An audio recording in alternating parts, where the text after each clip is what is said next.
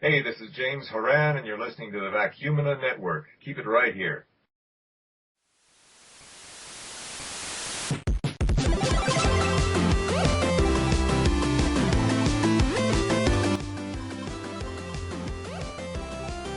Hello everyone, this is the Vacuuminator and Callie Carey Shoka here, and we are bringing you a special The Vacuumina Network interview with James Horan, and we are very excited. Just sitting here being all giddy, aren't we?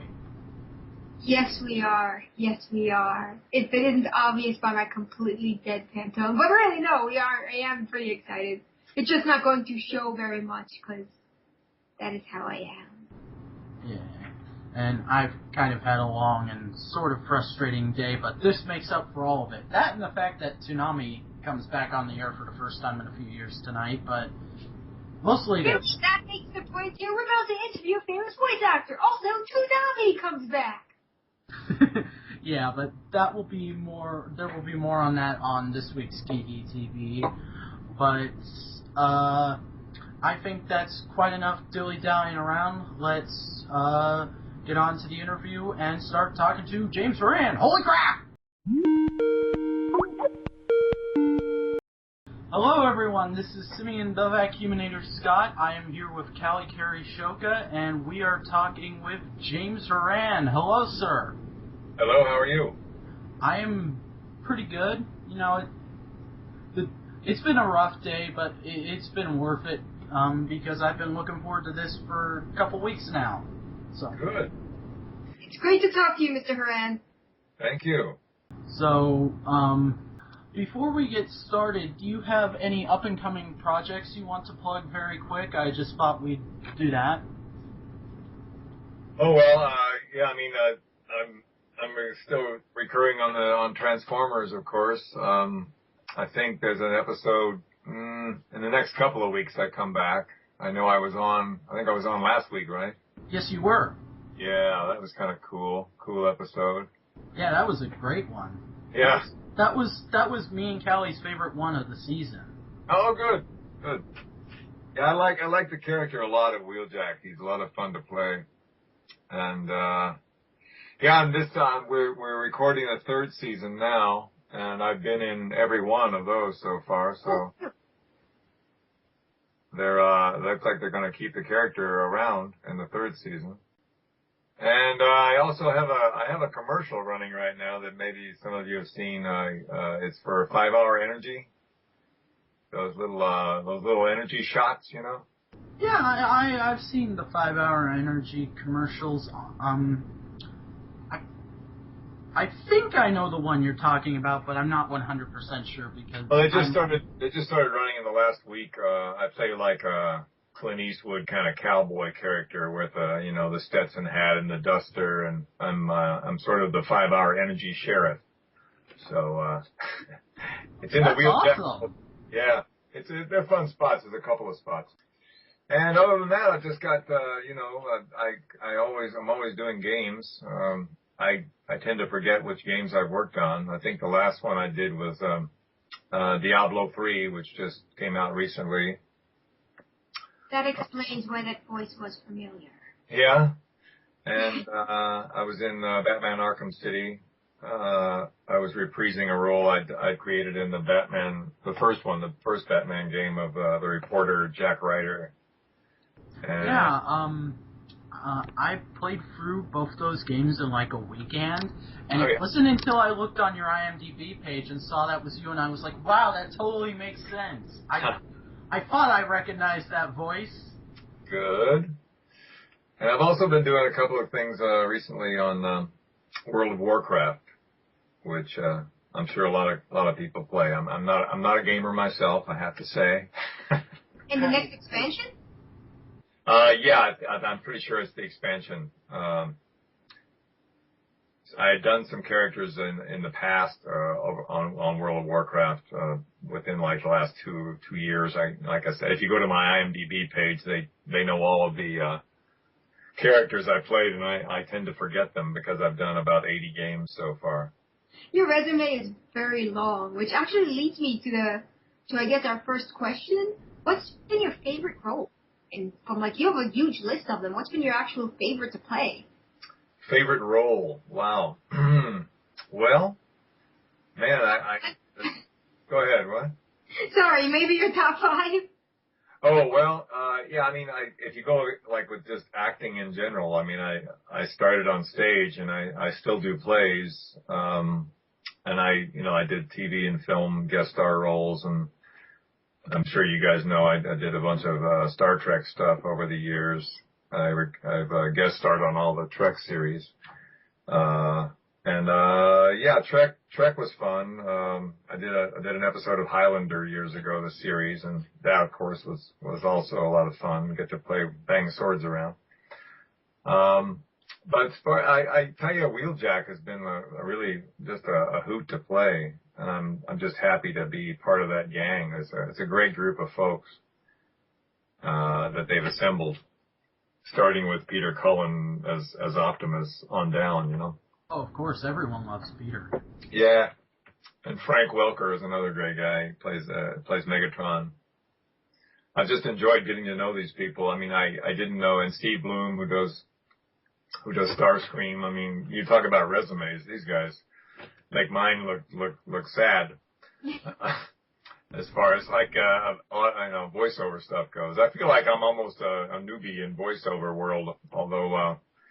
Mainly with animation. I mean, these guys, sometimes they have 2 or 3 animated series going on at the same time, but they don't do on camera, which is the other thing. They don't even put any energy into it. I talked to them about it, and they go, no, we can't do that. We don't want to do that.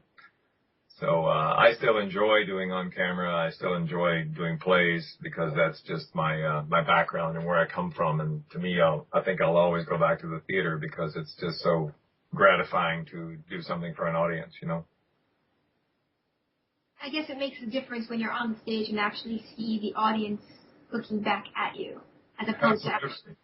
Yeah, the last thing I did, last year I got to play the character of Atticus in To Kill a Mockingbird, which was really powerful.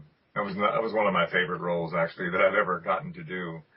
I'd never seen it on stage before. Of course, I'd seen Gregory Peck do the role, in the film. Sorry. Mm-hmm. Sorry. No, go ahead. What'd you say? No, I dropped something. Sorry. Oh, that's all right. Yeah, I mean, talk about a voice. Gregory Peck is certainly hard. He's a hard one to get out of your head when you're saying the same words that he did. I'm not too familiar with his work, but I have seen a few of the things he's in, and he definitely is one of those guys that once you hear him, it's like, oh, hey, that's his name, you know. Yeah, well, if you haven't seen To Kill a Mockingbird, do yourself a favor and rent that one. He also did Ahab in the original Moby Dick, Captain Ahab, and I mean, yeah, he was just an amazing. I'm sorry I never got to meet him. Yeah, well, I'll definitely have to give those films a look then. Yeah. I've read Moby Dick, but I've never seen any of the movies based off of that book, and To Kill a Mockingbird was one of those things that I probably would have seen it if I had known about it, but it just flew completely under my radar. Yeah. Well, I think they require it in schools now, don't they? Yeah. I was in class, so. Well, I'm like 12 years younger than Callie, so. It's also homeschool, so. Oh, well, that's all right. I mean, I back in my day, it wasn't required reading, and I actually had never read the book until I got the role. And the book really blew me away. It's an amazing book, and you understand why it's lasted so long and been translated into so many languages. It's just a powerful human story. Yeah. I guess it kind of touches on the conversation we were just having, but what has been some of your inspirations in acting both on stage and in voice acting? Well, I think early on, Peter O'Toole was an actor that just blew me away when I saw him do Lawrence of Arabia, and then I saw him do other things as years went by. He's still alive, but he's not doing much these days. He's gotten quite old, but he was a powerful influence on me. And people like Henry Fonda and Jimmy Stewart, these were the guys that I grew up watching, and I just wanted to emulate them and in their just the way they were able to interpret characters and really make them so believable. That's always been the test of an actor and a character for me in watching any kind of a piece is if you believe what you're seeing, and even in voiceover that translates in animation, because I mean I can be genuinely moved by some of the performances I see in animation. I think Disney and Pixar have done some amazing things, and and you see the caliber of cast they get too, with like Tom Hanks and those guys that did Toy Story or Lion King or any of those things. I mean, my son is nearly 6 years old, so we watch a lot of animation in this house. But my wife and I are big fans of animation anyway. I always have been. Well, I'm 15 and I still watch a lot of animation. I mean, it's one of those things that I can't get enough of it. It's not because I'm still a little kid. It's because there's honestly just a lot of great animation that if you were just listening to some of the shows that are out there these days, you wouldn't know they were animated. Oh yeah, because they're that's why I say they bring a level of truth and honesty to the performances, and I love that's what I mean. Even watching Transformers, we watch it every week because my kid loves it and my wife and I dig it, and I love the stories. They're so well written. I really appreciate the writing on the show, and I tell the writers every week how much we like the words they give us to say. And the only other animated series that I did myself was Starship Troopers, which was she's laughing. Back 98. That was the only other regular I was on a series. I played a character named Doc, who was part of the platoon that was in space fighting these bugs. But it was another well-written series, and ironically, several of the people that are involved with Transformers were around for they were working on Starship Troopers, so they knew me from that. And I don't know if it had anything to do with me getting the role, but it's nice to see them again, and they were great stories. They were well written, and I think there's a lot of animation that's, as we say, that's just stands on its own as a great artwork. My first question, this is sort of the same thing as what Callie just asked you, but it leans more to what made you want to get into the business? Is it something that you've wanted to be an actor all your life, or was there just a defining moment where you saw something and you said, I'm going to be an actor? Well, I think probably it was something that I maybe entertained in the back of my head growing up, but I'm from Louisville, Kentucky, and I grew up in, it's kind of a small town atmosphere, although it's a pretty big town in Kentucky. But the neighborhood we grew up in, nobody had it certainly wasn't Hollywood. Nobody had aspirations to be anything other than, what you could find around Louisville. But I did get exposed to we have a very good professional theater company in Louisville called Actors Theater of Louisville, and I actually in high school I volunteered to build sets. They made an announcement on the PA one day at school that anybody who wanted to come down and just pound some nails into boards and help us build sets and just be exposed to theater should come on down. So I got on the bus and I went down, and that's when I was really amazed by the actors that I saw rehearsing, and then I later saw the performances there, and it just that level of acting blew me away, because I guess I'd seen some school things that were just sort of very amateurish and probably didn't crank my tractor. But when I saw things at the professional level, that's when it made me want to say I'd like to try this. So, but it wasn't until college that I was also an athlete, I should say. In high school, I played football and ran track, and there's not a lot of crossover between athletics and actors or artists, it seems, especially at the high school level. But in college, I did play 2 years. The first 2 years I was in college, I did play football and ran track at a small college in Kentucky. And then the third year there, I did get out of football because I was beginning to get injured, and I went out for a play, and I was cast as the Marquis de Sade. Actually, it was my first role in a play called Marat Sade, and I always call it my baptism by fire, playing bad guys, because I've pretty much been playing bad guys ever since. Well, of course, up until wheeljack. Yeah, he's not exactly a bad guy. He stays on the windy side of the law.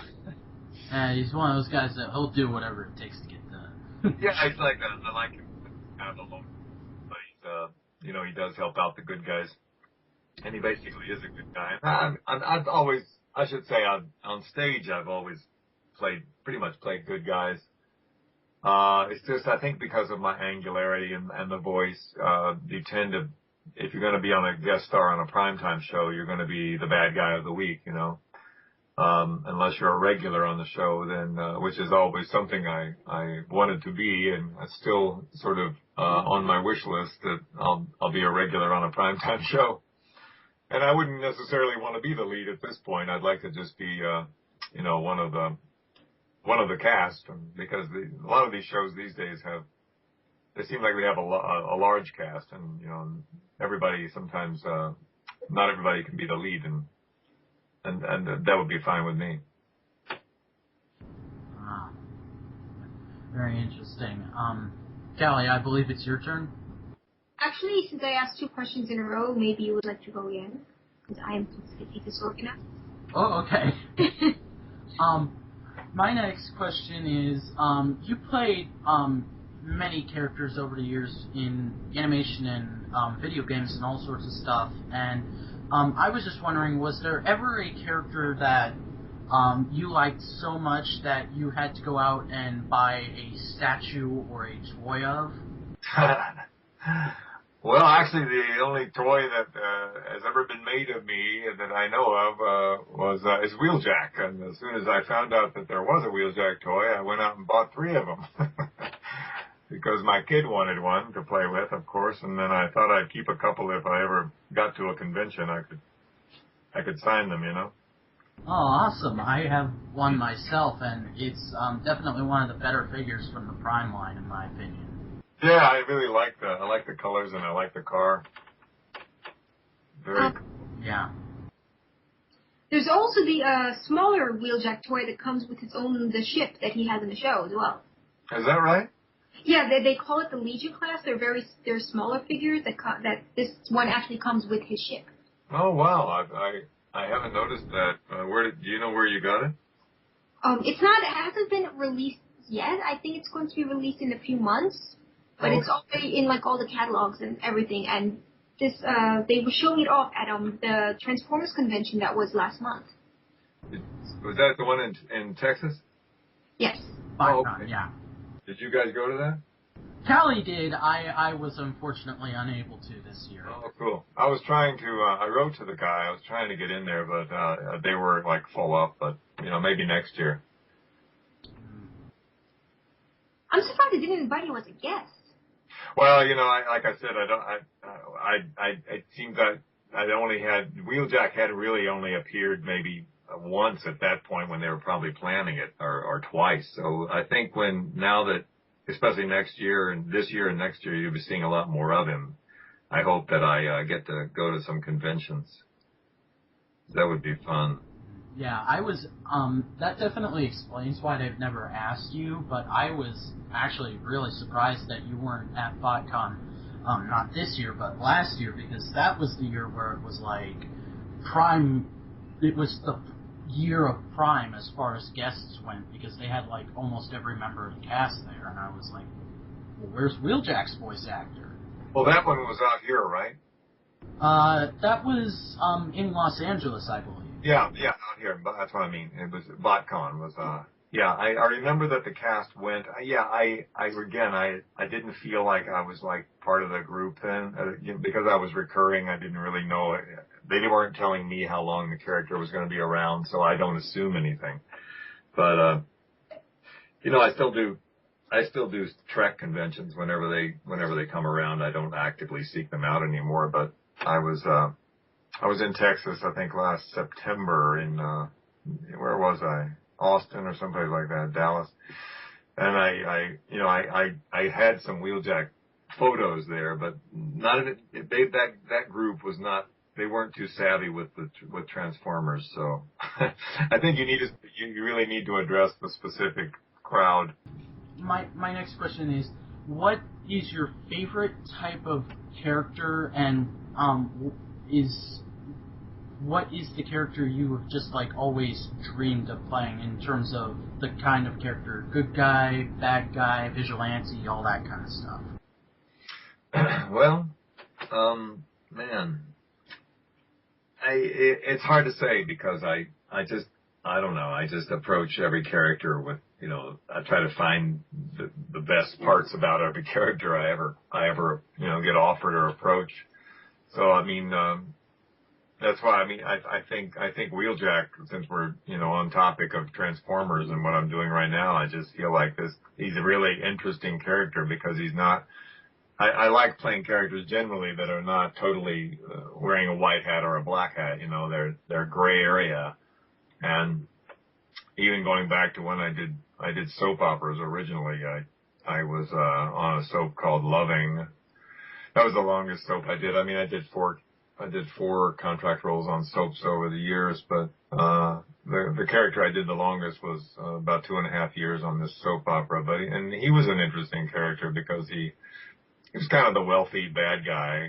The wealthy cad. In other words, he was the patriarch of the show with his son, and he got into trouble, but he felt bad about it, and so it just kept him in a gray area. He wasn't really too good or too bad, which I think most of us are.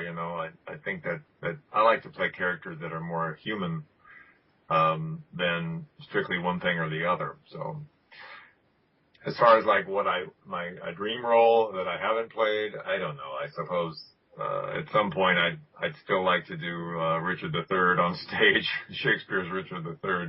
I understudied it years ago. My friend Rene Aubergenois, who was on Deep Space Nine for many years playing Odo, he played Richard III in a production I was in out here in Los Angeles years ago. And I never got to go on because he made sure we didn't go on. We were too good.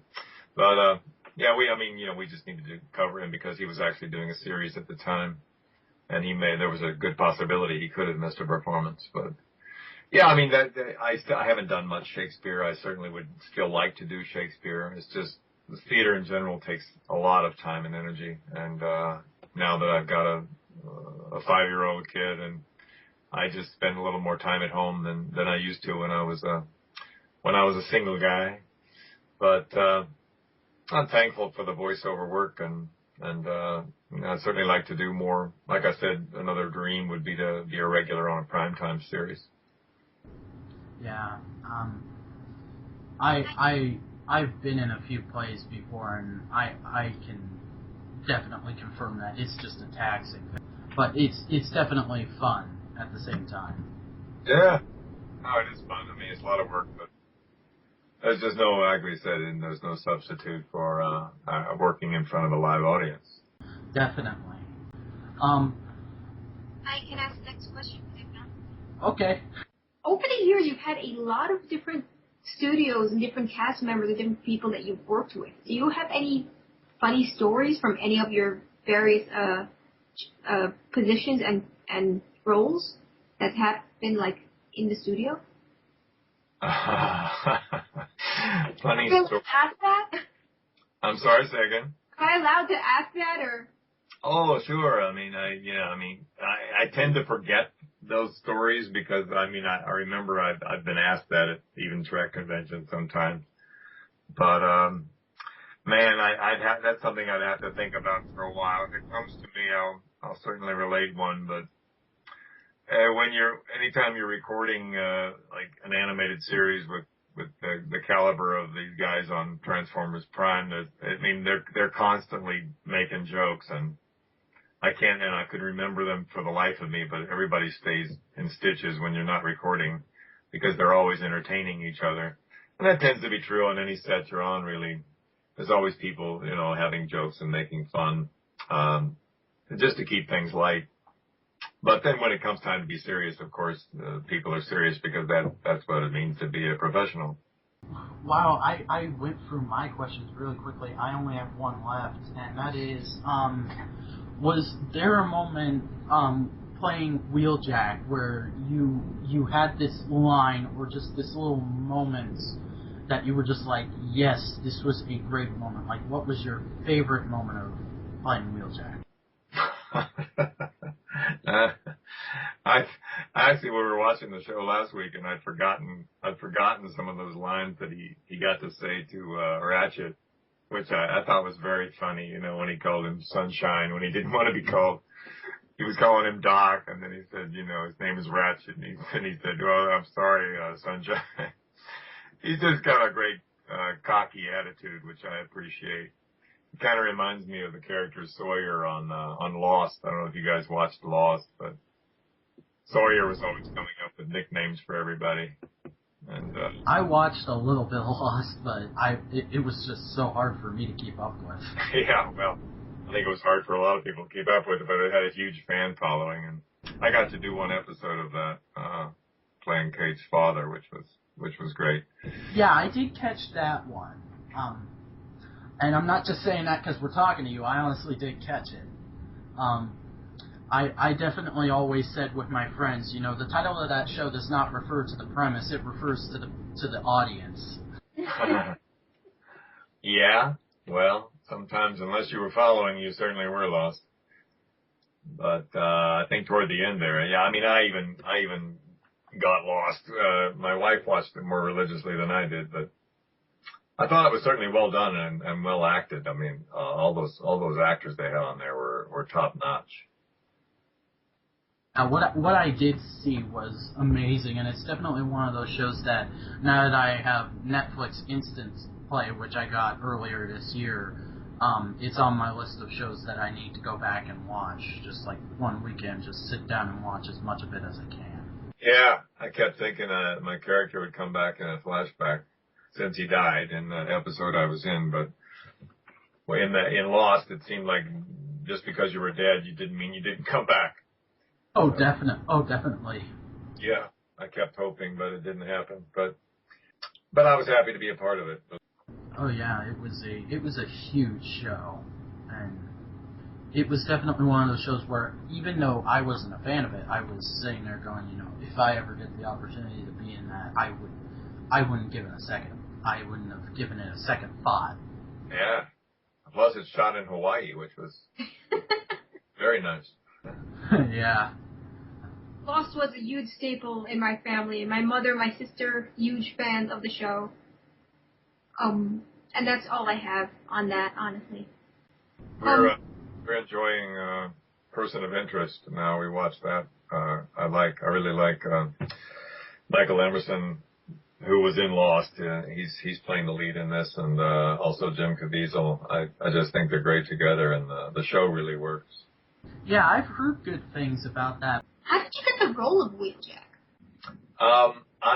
I had auditioned, I think, in my agent's office, which, you know, a lot of the auditioning these days happens in your agent's office, and they just have a booth, and sometimes you get a stack of copy, like 5 or 6 pieces, commercial stuff, animated stuff, game stuff, and you just kind of approach each one, look it over, give it your best shot, and you move on. And I probably had forgotten that I even read for it, and then they told me I had the role, which often happens in voiceover. There's very little, not very often that you have callbacks, what they call callbacks, where they want to see you again and compare you with other people. They often will just cast you based on your first audition. So I'm assuming that's how I got it, and I went in, and it was good. I mean, I knew some of these people. I knew of them the first day I went in, and it was just it felt very much. I felt very much at home being there. And of course, I only did, I think, 1 episode in the first season, but I was happy that they called me back in the second season, and now the third season. I'm looks like I'm around quite a bit. So Yeah. Sorry. No, you go, Callie. It's pretty much been the James and Vac show, so you should get some talking in. I guess this kind of makes my next question completely moot, but did you audition for any other roles that you can remember? On Transformers Prime? Yeah. Oh, I don't think I did, actually. I would have remembered, and I don't think I did. I think they just, I know they, when we went in, they, oftentimes when they cast somebody, they'll like something they heard, and then they'll try. I remember the first day I was there that I got the job, we were experimenting with where the voice was going to live, and so they had me do it a couple of different ways, and then they found something that the group, that was behind the glass, decided that they liked, and, the producer and the director and the voice director. And so, they decided on that specific sort of wheeljack, cocky kind of guy sound, that seems to work. So I was happy about that. Is there anything particularly difficult about playing wheeljack, if there is? No, not really. He just seems like a guy's guy. He's, from that group, the Wreckers, and he's best buds with Bulkhead, and Kevin, who plays Bulkhead, is, he and I get along really well. He's a prince of a guy. Oh, Kevin's a great guy. I've joked back and forth with him on Twitter a couple times. Have you? Yeah. I mean, he's another guy that's like done a ton of voice work, everything, and I don't think he does much on camera, if anything on camera. So, he's just this big teddy bear, but he's a great guy. So I'm happy that they put us together, and I like the whole idea of the Wreckers and what they were. And I mean, I don't know much about the Transformers history, actually. I actually didn't even know the Wreckers were a thing until I saw your first episode of Prime. So it didn't come from the original series? It was, as far as I know, now somebody could be screaming at their iPod or iPhone right now, but... Yeah. There was a Last Stand of the Wreckers comic that was very popular, highly acclaimed. I think it ended last year or something. I have to check the exact date. They have it in like hardcover. It was popular enough that they had to reissue the hardcover like 3 times. Yeah. I think that's where the what most fans think of the Wreckers now came from. But they were in G1, but they weren't like as big as before the Last Stand of the Wreckers book. Oh, all right. See, all I knew was Last Stand of the Wreckers and like a brief mention in one of the novels. Everything else that's Wreckers is just pretty much skipped me by for some reason. I don't know. But the character of Wheeljack apparently was quite different in the original series. He was more like Ratchet, was my sort of what I understand from it. He was more of the fix-it guy, mechanic guy. He was in G1. He was always experimenting around and making like these odd contraptions, and he was that kind of character. But but he is in the movies, right? Sorry. I'm happy of interrupting people. I'm sorry. That's all right. No, I just thought he seemed to be I think we saw him in one of the movies, right? He looked like a nutty professor. Yeah, he did make a cameo in the latest movie, I think. Yeah. So I mean, I'm glad that Ratchet seems to have that sort of he's got that vibe going on. So I'm glad they made Wheeljack sort of more of what he is, sort of the lone warrior kind of dude and the wrecker guy in this incarnation. So yeah, I really like that interpretation of the character because while I would have liked to have seen the original Wheeljack, I definitely like this one because it just works a whole lot better because it's not a second Ratchet and it's not just another Autobot to be in the background. He definitely stands out from the rest of the Autobots, and that's a great thing in my opinion. Yeah, I think it's important to be individual because even with the Decepticons, I think they've individualized them very well. And it's true with the Autobots too, and there's so few of the Autobots. So it's nice that I'm glad they're keeping him around in this season, and I think he's bringing a different flavor to the mix. Yeah, I definitely hope we get to see a lot more of them, and don't spoil it for us, but I definitely do hope he doesn't sit this year's season finale out. That would be awesome. Well, I couldn't even tell you, so. I'm sworn to secrecy. Yeah. I don't have any more questions. I'm sorry.